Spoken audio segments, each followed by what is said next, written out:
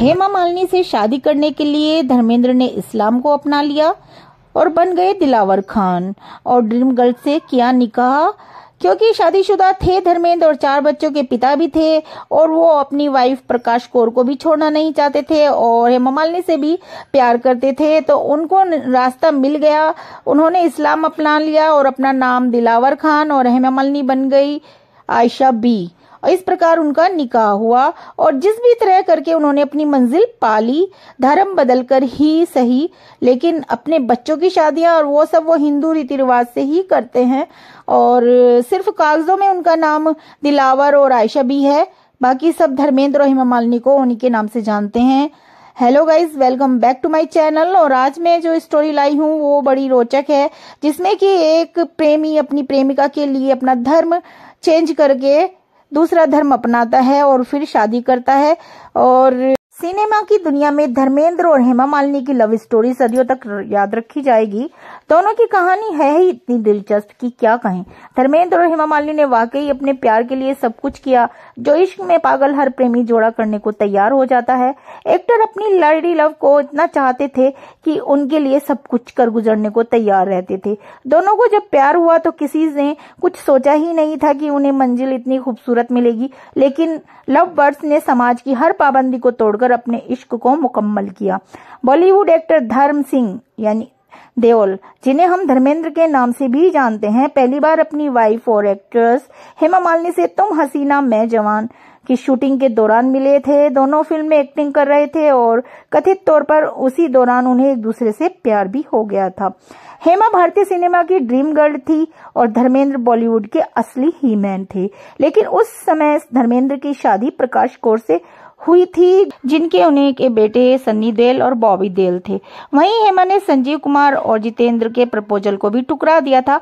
Times of India के अनुसार बीते जमाने के सुपरस्टार हालांकि एक दूसरे से दूर नहीं रह सकते थे, लेकिन धर्मेंद्र हिंदू विवाह अधिनियम के अनुसार दोबारा शादी नहीं कर सकते थे और वो अपनी पत्नी को तलाक भी देना नहीं चाहते थे। इसके चलते एक्टर ने अपनी लाइफ की प्यार हेमा से शादी करने और उस शादी को वैध बनाने के लिए 1979 में इस्लाम धर्म अपना लिया, जो वे एक हिंदू व्यक्ति के रूप में नहीं कर सकते थे। धर्मेंद्र ने अपना नाम बदलकर दिलावर खान केवल कृष्ण रखा, जबकि हेमा ने अपना नाम बदलकर आयशा बी आर चक्रवर्ती रखा और दोनों 1980 में शादी के बंधन में बंध गए। शादी के 3 साल बाद हेमा ने 2 बेटियों ईशा और फिर आहना को जन्म दिया। फेमस रील और रियल लाइफ कपल ने कभी भी मीडिया में अपने धर्म बदलने पर चर्चा नहीं की। इससे पहले इंडियन आइडल के मंच पर हेमा ने बताया था कि उनके पिता ने बहुत कोशिश की कि उन्हें धर्मेंद्र से मिलने का कोई भी मौका न मिले। उन्होंने कहा था, आमतौर पर मेरी माँ या चाची मेरे साथ शूटिंग पर जाती थी, लेकिन मेरे एक गाने की शूटिंग के दौरान मेरे पापा मेरे साथ थे। उन्हें इस बात की चिंता थी कि मैं और धर्म जी अकेले समय बिताएंगे, क्योंकि उन्हें पता था कि हम दोस्त हैं।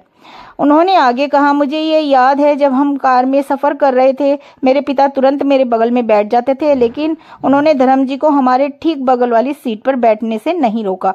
हेमा और धर्मेंद्र ने शोले, सीता और गीता, जुगनू, ड्रीम गर्ल, नया जमाना और रजिया सुल्तान सहित दर्जनों हिट फिल्मों में एक साथ काम किया है गाइज। यहाँ हमने आपको बता दिया कि धर्मेंद्र ने निकाह किया था हेमा मालिनी से, तो दिलावर खान ने कितने मेहर के पैसे दिए थे निकाहनामे में, ये भी आपको बता देते हैं। आपको बता दें कि दोनों ने शादी करने का मन तो बना लिया था, लेकिन धर्मेंद्र की पहली पत्नी प्रकाश कौर ने तलाक देने से साफ इनकार कर दिया था। धर्मेंद्र के पास जब कोई और रास्ता नहीं रहा तो उन्होंने इस्लाम धर्म अपनाकर शादी कर ली, आपको बता ही दिया है। और कंडीशन तो ये हो गई थी कि हेमा मालिनी से मिलने के लिए 24 घंटे गाड़ी चलाकर बैंगलोर से नासिक पहुंचे थे धर्मेंद्र।